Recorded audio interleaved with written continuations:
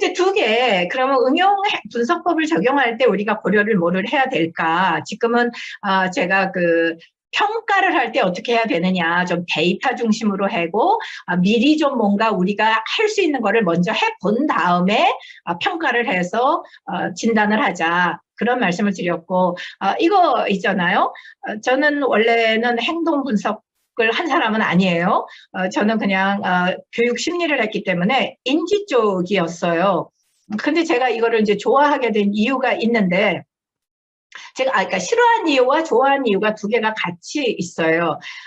제가 이거를 싫어한 이유는 자극이 있으면 거기에 반응을 한다는 거잖아요. 그죠? 근데 이거는 이제 파블로프의 얘기죠. 근데 여기에서는 이제 능동성이 없다. 그죠? 그러니까 뭐가 자극이 올 때 아기가 반응을 하는 거니까 능동성이 없는 게 문제였고, 자극이 굉장히 반사 행동을 할 수 있는 게 정해져 있잖아요. 배고픈 거, 뭐 추운 거, 무서운 거 이런 몇 가지밖에 없으니까 교육이라는 거를 설명하기가 쉽지 않았다. 근데 이제 여기에도 외부에 자극이 이제 있는데 이걸로 넘어오잖아요. SR로 넘어와요. 이제 RS로. 그러니까 아기가 먼저 막 움직이는 거예요. 일리절리 우리가 다 해보다가 거기에서 보상을 받으면 얘가 올라가는 거잖아요. 그죠? 보상을 받지 않은 그 마구잡이 행동은 다 좀 사라지고 자극받은 것만 살아남는다라는 이런 게 이제 스키너식의 행동인데 여기에서 그러면 이제 능동성은 해결이 됐어요. 인간은 능동적이니까. 그런데 이제 보상값을 개별화해야 되는 부분이 있는 거예요. 아직도. 그러니까 어떤 애에게는 스티커가 가치가 있지만 어떤 애에게는 먹을 게 가치가 있고 뭐 어떤 사람은 근데 저는 한국 사람은 사실은 행동 분석에 조금 맞지 않는 여기서 벗어날 수밖에 없다. 왜냐? 평양 감사도 나 싫으면 안 한다. 우리나라는 그런 게 있어요. 하지만 기분이 상하면 우리는 아무것도 안 하겠다. 이렇게 할 수 있잖아요. 그렇기 때문에 사실은 무조건 행동장애만 갖고는 안 돼요. 기분도 상하게 하면 안 되고 아무리 좋아도 내가 하기 싫을 때 안 하는 민족이잖아요, 우리가. 전 그래서 이게 우리나라가 그런 면에서 멋있어요. 근데 제가 이거를 싫어했던 이유 중에 하나는 뭐냐면 외부에 통제자가 있다는 게 제일 싫은 거예요. 그러니까 이게 이렇게 잘 됐을 때 뭔가 줘야 되잖아요. 그러니까 SR 이론에서는 행동주의에서는 이 보상을 전달하는 그 전달자가 파워를 갖게 돼요. 그래서 처음에 제가 굉장히 많이 싫어했어요. 그런데 이제 뭐 이거는 제가 말씀 안 드려도 다 알죠. 보상을 개별화해야 되는데 어디까지 개별할 거냐. 1차, 2차, 3차 보상을 하게 되는데 일반화 보상이지만 사실 쿠폰 주는 것도 이제 그렇고 요즘 이제 미국에서는 ABA에서도 보상을 우리가 좀 다시 생각해 봐야 되겠다. 보상이 중요한 학문의 일부는 아니다라고 이제 얘기가 되기 시작했어요. 그러니까 우리가 좀 생각을 해봐야 돼요. 그래서 요즘 많이 이제 이야기하는 것 중에서는 그러니까 이제 자기 관리 쪽으로 셀프 매니지먼트 쪽으로 그 책에도 보면 이제 셀프 매니지 쪽으로 어떻게 우리가 이제 이 친구들을 가리킬 것이냐라는 것을 생각을 많이 하고 있어요. 그러면 이제 인지는 우리가 생각을 하지 않느냐. 저거는 이제 우리 개를 해보면 알아요. 이건 분명히 이러는 거예요. 이 사람이, 이 엄마 개가 애기 개한테 가리키는 거죠. 이 사람이 네가 처음에 배울 때는 뭐 보상을 많이 줄 거다. 그러기 때문에 근데 다 배우고 나면 안 줘. 조금씩밖에 안 줘. 그러니까 최대한으로 바보같이 굴어갖고 그 기간을 많이 끌어라. 그럼 네가 더 많이 얻어먹을 거라고 이제 엄마가 이렇게 가르쳐요. 오히려 개끼리. 뭐 그다음에 이제 여기도 이제 파블로프 개 이건 많이 보셨잖아요. 그죠? 내가 이렇게 침을 흘리기 시작하면 저 사람이 책에다 글을 쓰기 시작할 거야. 그러면서 얘한테 가르쳐 주는 거죠. 그러니까 이 파워를 가지고 있는 그 사람을 이 사람이 지배하게 되는 이런 구조가 되어 있어요. 사실은 우리 개가 지금 저를 지배하고 있죠. 미리 뭐를 다 갖다 주고 저는 뭐로 전락을 했느냐 그냥 먹을 거를 주는 역할로 이제 저는 이렇게 전락을 하게 돼요. 그렇기 때문에 사실은 그 학생이 굉장히 중요해진다. 학생의 인지와 학생의 마음 상태와 학생이 하고자 하는 그 마음이 굉장히 중요하다라는 거를 한번 생각해 볼 필요가 있다고 저는 생각을 해요. 그래서 이제 긍정적 보상, 이거 많이 하죠. 근데 미국에서 요즘 이야기하는 것이 우리 부정적 보상은 좀 많이 했어요. 그죠? 긍정적 보상이야 뭐 당연히 뭐 스티커 주는 거 많이 하죠. 부정적 보상은 그러니까 예를 들면 교도소에 있을 때 갔어요. 그러면 네가 먼저 이렇게 누가 뭘 잘못했는지 다 불면 너 형을 감해줄게. 그게 부정적 보상이에요. 그러니까 그거보다 사실은 그렇기 때문에 부정적 보상이 어느 때는 긍정적 보상보다 더 파워풀하다고 느껴요. 그리고 부정적인 벌은 많이 줘봤죠. 우리 벌금 내는 거니까. 근데 긍정적인 벌은 어느 순간 우리가 절대로 하면 안 된다고 되어 있지만 이것이 그럼 지금 없느냐? 지금도 하고 있다. 제가 그 예를 보여드리려고 그래요. 근데 긍정적인 벌은 이 부정적 보상과는 달리 긍정적인 벌은 절대로 새로운 행동을 가르치지도 못하고 그리고 그것은 아주 템포러리한 효과밖에 없다라고 이제 여기서 얘기를 하고 있죠. 그러니까 외부 권력이 존재한다는 것을 우리가 인정을 해야 돼요. 행동주의에서는. 그러니까 이제 미국에서 이 행동주의가 성행할 수밖에 없었던 게 그 당황은 시대적 상황이 어땠느냐면 다 수용시설에 있었어요. 사람들이. 거기에는 물론 정신지체, 그러니까 지적장애가 있는 사람뿐만 아니라 정신질환이 있다거나 뭐 행동장애, 뭐 결핵, 뭐 아픈 사람 뭐 다 여기에 있었던 거예요. 그리고 여기에서는 교육 없이 다 요보호시설이었어요. 그렇기 때문에 이 큰 시설을 운영할 때 그 시설장이 필요하잖아요. 그래서 60년대 중반에 행동수정이라는 게 막 떠오르면서 행동수정을 한 사람은 정말 잡을 어디서나 쉽게 잡을 수가 있었어요. 그래갖고 원인은 알 필요가 없다. 원인은 알 필요 없이 그냥 내가 좋아하는 결과만 보상을 하면 된다라는 생각을 하게 된 거죠. 그래서 M&M 주는 거, 주스 저거죠. 초콜릿 주는 거 하고, 그 다음에 좀 에이지 어프로브리트 하기 위해서는 저희 학교에서는 어떻게 했느냐면요. 미국에서, 이제 중학생 지나서 고등학생쯤 되면 여자아이들은 그럼 화장을 시켜주자. 아니면 남자애들은 그 밤대를 피게 해주자. 이렇게 이제 어이없는 일들이 막 벌어지기 시작을 했어요. 그러다가, 마이애미예요. 죄송합니다. 마이애미에 스캔들이 터집니다. 여기에서 그 스캔들이 터진 것은 수용자 학대로 터지게 되는데 이런 일을 했어요. 이제 행동수정가 닥터 E라는 분이 여기 이제 왔어요. 근데 자기는 뭐 행동수정을 뭐 하버드에서 공부하고 어디서 공부하고 막 얘기를 해갖고 바로 잡았어요. 그러니까 자위행위를 적발하면 공공장소에서 자위행위를 하게 처벌을 했고 동성애를 적발하면 동성애를 모든 사람 앞에서 하게 했고 거짓말하거나 그러면 입을 비누로 그 자리에서 씻게 했고 도망갔다가 잡혔다? 열대 곤장, 과도한 벌, 그러니까 24시간을 억압한다거나 아니면 2일 동안 목욕 안 하는 애는 빨개 벗겨갖고 목욕통에다 넣고 2일 동안 목욕통에서 나오지 못하게 하는 경우도 있었어요. 여기에서. 그 다음에 위급 상황이 아니게 자해 행동할 수 있잖아요.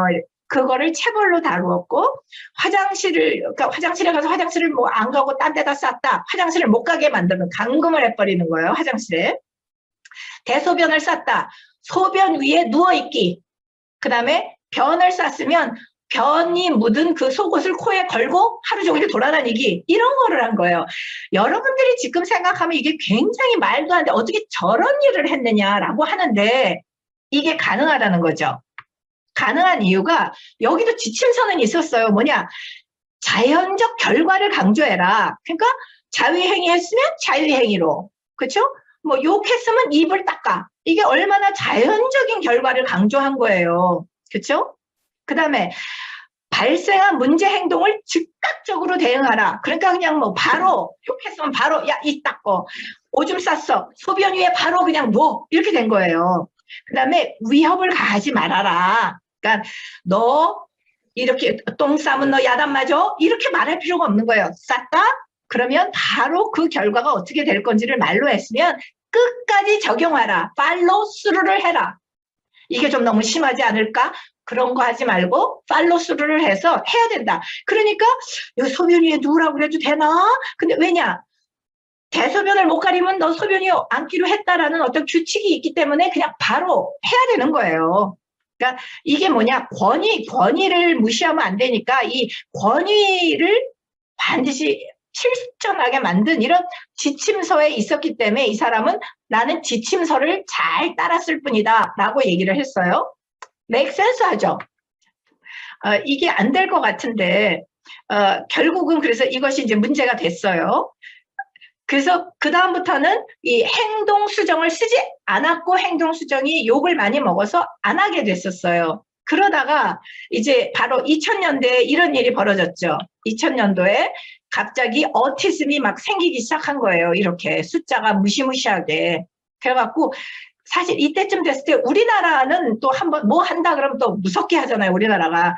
우리나라는 4명 중에 1명이 자폐다라는 그런 저게 나왔었어요. 그 통계가 나왔어가지고 미국에서도 이건 말이 안 되는 것 같다, 좀 해도 너무하다라고 얘기를 했어요. 그래서 지금 현재는 뭐 한 68명, 그러니까 100명 전에 1명씩이 자폐를 가지고 있다라고 얘기를 했어요. 그래서 이제 행동 분석학이 성향을 다시 재차 나기 시작했고, 그래서 이제 그것이 다시 나기 시작한 게 BCBA가, BACB죠. 그러니까 BCBA가 1998년도에 시작을 해서 2000년도부터 BCBA 그 자격증을 주기 시작했고요. 우리 행동분석학회가 2013년도에 시작을 하게 된 거예요. 그런데 그럼 아까 그렇게 말도 안 되는 일이 어떻게 저럴 수가 있냐고 지금 여기 앉아서 그렇게 말씀을 하시겠지만, 여기에 며칠 전에 우리나라에 깍두기 사건이 있었잖아요. 애가 말을 안 듣는다고 깍두기를 막 강제로 먹인다거나 뭐 이런 사건이 있었는데, 그러면 미국에서는 어떠냐? 미국에서는 없어질 것 같으냐? GED 테라피라는 게 있어요. 제가 말씀드렸죠. 행동 수정에서는 반드시 그 권력을 가진 사람이 있다. 이게 권력의 상징이에요. 이게 선생님인데 이렇게 아이들 얼굴이 있죠. 그 다음에 이게 누르면 전기 쇼크가 가는 이런 장치를 이렇게 아주 그냥 뭐에 쫙 달고 있는 거예요. 그래서 말 안 듣는 애 있으면 얼굴을 찾아가지고 누르는 거죠. 그러면 애가 전기 쇼크를 받아요. 그럼 전기 쇼크를 어떻게 받느냐? 다리에다 이런 걸 차고 있어야 되고, 그 리시브, 여기서 오는 거를 리시브를 해야 되는 이거를 백팩으로 메고 다니고 있어요. 그 다음에 아니면 팔목에다가 하기도 해요. 근데 이것이 그렇다면 이걸 한번 잠깐 보세요.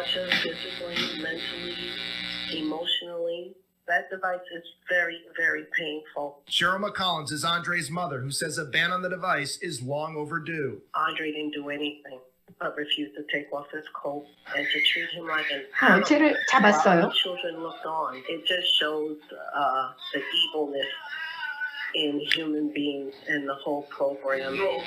This video surfaced during McCollins' civil suit against the Judge Rotenberg Center in 2012, which settled before the jury reached a verdict. 그래서 이 친구가 왜 이렇게 그럼 아까 여기서 잡혔잖아요. 그죠? 여기서 잡혔는데 여기에다가 이렇게 묶었어요. 아예 매트레스를 놓고 묶어가지고 한 이유가 코트를 벗지 않았다. 선생님이 코트 벗어. 그럼 벗어야 되는데 안 벗은 거예요. 그래갖고 여기다가 묶어놓고 7시간을 묶은 상태에서 31번의 전기 충격을 준 거예요. 이게 그래갖고 이 엄마가 이제 결국은 수를 했어요. 이 학교를 수를 해가지고 2012년도에 결국은 학교에서 돈을 주고 뭐라 그러죠? 이렇게 합의를 했어요. 그래갖고 2012년이 8년 전이에요.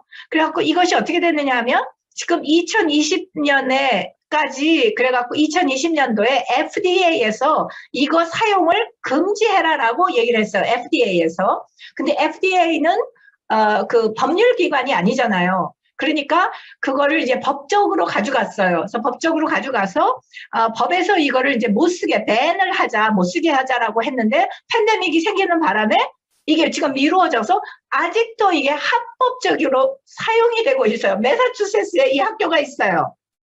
그럼 왜 이런 게 벌어지느냐? 왜 깍두기 사건이 벌어지고 이런 GED 사건이 벌어지느냐? GED는 분명히 탐욕이다. 저는 그렇게 생각을 해요. 이 탐욕이라는 말씀을 안 돼. 이분이 탐욕의 주인공이다. 이렇게 죄송해요. 이분 전에 남자분이 있었어요. 그분은 이제 이런 사건이 터지니까 뒤로 싹 숨었고 이분이 이제 새로 된 분이에요. 왜냐하면 이게 3억 3천만 원, 우리나라 돈으로 27만 5천 불이에요. 1년에 한 학생에게 저거를 채우는 돈이 3억 3천이에요. 그러면 이 학교에서, 이게 지금 사립학교인데 이 사립학교에서 7천 밀리언 100만, 1000만, 7천만 불을 벌어요. 그거는 840억이에요. 혹시 여기 앉아 계신 분 중에 840억을 1년에 번다면 나도 한번 해보고 싶지 않을까라고 생각하실 수도 있을 것 같아요. 근데 이 840억을 버는 거예요, 이분들은. 근데 그 중에 한 6분의 1 정도를 변호사 비용으로 써요. 그 다음에 부모 선동을 하는 데 써요. 가서 너네 공립학교에 가서 우리 학교로 이거 전학 보내게 해달라고 해라. 이게 비싸지만. 그러면 너네 학교에서 안 해준다 그러면 수를 해라. 수는 우리가 도와줄게. 이렇게 하는 거예요, 이분들은. 그러니까 이거는 100% 탐욕이다. 저는 그렇게 생각을 해요. 그렇다면 전문인들은 왜 여기에 빠지느냐. 논리학의 덫이에요. A는 B고 B는 C고, 그러니까 A 이퀄 C다. 그러니까 그 번호에서, 그러니까 내가 얘가 오줌을 싸면 눕힌다 그랬으니까 이렇게 되는 거예요. 그러니까 더 이상 생각을 안 하고 판에다가 딱 이렇게 뭐 깍두기 있고 국 있고 밥 있고 그럼 이걸 다 먹어야 되는데 안 먹으니까 안 되는 거죠. 뭐 생각이 안 되는 거예요. 근데 그 이유는 미숙한 자아상이라는 거예요. 권력 싸움인 거죠. 애기랑 나랑 권력 싸움하는 거야. 내가 먹으라 그랬으면 넌 먹어야 돼. 근데 안 먹었어? 권위의 상실감을 느낄 수 없기 때문에 애를 조그만 손에 들어갈 만한 애를 태는 거죠. 근데 그게 가능해진 거예요, 바로. 그 다음에 윤리가 없다. 교육도 없고, 그 다음에 외부 관리 감독의 부재다. 저는 이것이 우리 협회에서 좀 생각해 봐야 될 문제 중에 하나라 그래요. 그렇다면 이 탐욕스러운 그러니까 행정하시는 분하고 그러면 거기에 있는 그 전문인들의 잘못이냐? 부모님들이 절대로 여기에서 벗어날 수 없다. 왜냐? 이 밑에 이분들이 누군지 아세요? 이분들이 이렇게 아름다운 테이블을 가지고 있는 이 회의실에서 이게 다 부모님들이에요. 이 부모님들이 하는 말이 이 프로그램은 우리 아이에게 꼭 필요한 거니까 절대로 없애면 안 된다는 얘기예요. 이분들이. 그러니까 여러분 한번 보세요. 이 얼굴을 보세요. 이 얼굴을. 이게 이 엄마예요. 그 다음에 이분이 정말 웃고 있고 잘생겼잖아요. 그죠? 그렇지만 이분이 자폐라는 사실은 없어지지 않아요. 하지만 엄마들은 왜 그럼 이렇게 혹독하게 굉장히 전기 쇼크가 아프단 말이에요. 그러니까 막 으악 소리를 지르고 이러는데도 막 30몇 번을 막 이렇게 해라. 엄마들이 허락을 하고 있는 이유는 부정이죠. denial. 내 아이가 장애라는 거, 내 장애가 있어서 저렇게 못한다는 거는 부정하고 싶은 거예요. 엄마들 마음은. 그러니까 그 다음에 죄책감. 내가 저렇게 만들었으니까 저걸 고쳐줘야 돼. 그러니까 그거를 고치는 거는 저런 방법이야. 이렇게 생각을 하는 거죠. 그 다음에는 비장애인의 모습을 갈망하는 거예요. 이렇게 그냥 웃으면서 예쁜 모습을 보고 싶은 거죠. 저는 거기에 대해서 바로 우리 주제인 인권적인 입장에서 본 이것이 엄마나 아빠도 여기에서 자유롭지 못하다. 왜냐하면 엄마 아빠도 장애 자녀를 인간으로 먼저 봐주지 않기 때문에 저는 자유롭지 않다고 생각을 해요. 그래서 엄마도 부모님들도 정말 장애를 받아들이고 좋은 방법으로 해야 되는데 미성숙할 수 있다. 그렇다면 여기에서 이 모든 것 때문에 고통을 받는 거는 장애인들이다.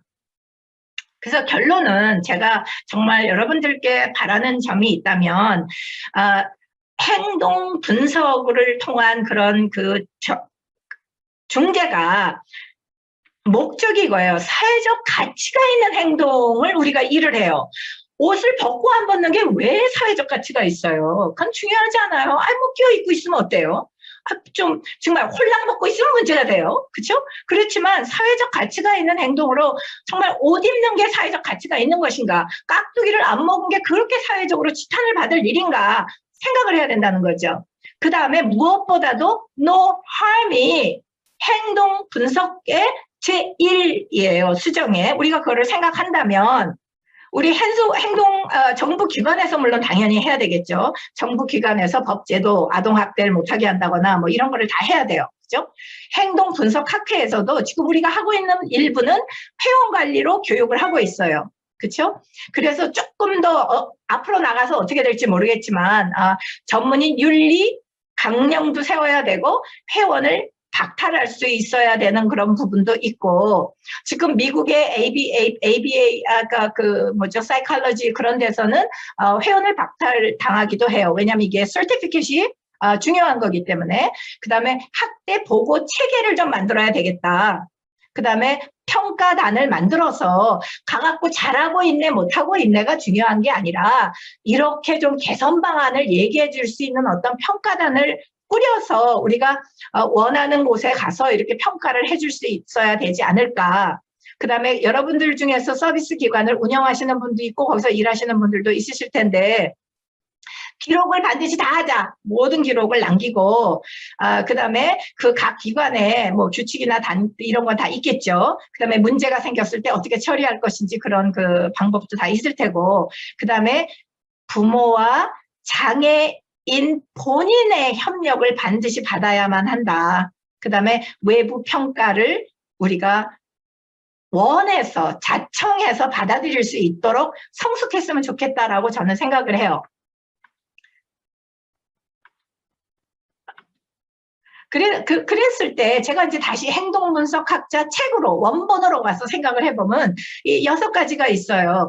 그래서 뭐 우리가 행동분석하려면 결정론적이어야 된다. 모든 행동에는 이유가 있다라는 걸 찾아야 되고, 그 다음에 경험주의적으로 객관적인 실천을 해서 찾아야 되고, 실험주의, 그러니까 종속변인, 뭐 독립변인 해서 통제가 된 실험을 해야 되고, 그것도 한 번 해서 되는 것이 아니라 여러 번 반복 실험을 해서 인정된 방법을 써야 되겠다. 그 다음에 길게 하지 않고 절약된 방법으로 해야 되는데, 그 다음에 중요한 게 바로 이거예요. 우리가 조금 덜 하는데 철학적 의심을 가져야 된다.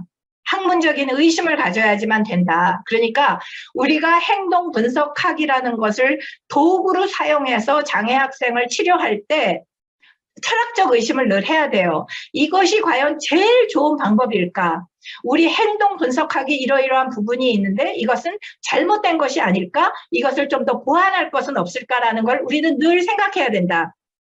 그러니까 60년도, 70년도에는 행동 분석학에서 언어를 중요시하지 않았어요. 그리고 그것은 보이지 않는 거기 때문에 언어에 대한 이야기를 하지 않았어요.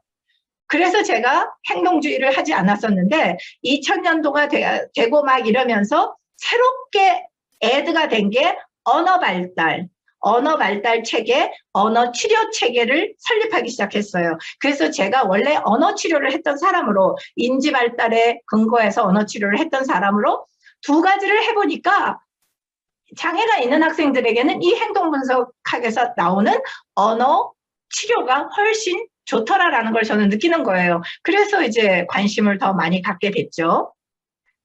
그래서 저는 우리의 주제에 맞게 인권 쪽에서 봤을 때 어머니들에게 분명히, 그 다음에 선생님들에게 분명히 말씀드리고 싶어요. Right to be different. 다를 수 있는 권리. 내가 장애가 있어서 몸을 절고 걸어도 괜찮고, 내가 자폐가 있어서 소리를 질러도 다를 수 있는 권리를 좀 인정받아야 되지 않을까, 우리가. 그리고 그 다르다는 것도 옳은 것이다. 나쁜 게 아니고 옳은 것이다라고 우리가 생각할 수 있는 그런 사회로 가야 되지 않을까. 이것은 DPI.org이라고 Disabled People's International이라고 해서 UN에서 이렇게 발표도 하고 이러는 기관이에요. 장애인들의 인권을 위해서 봉사하는 그런 기관이에요. 그래서 제 그 발표는 여기까지 하겠습니다.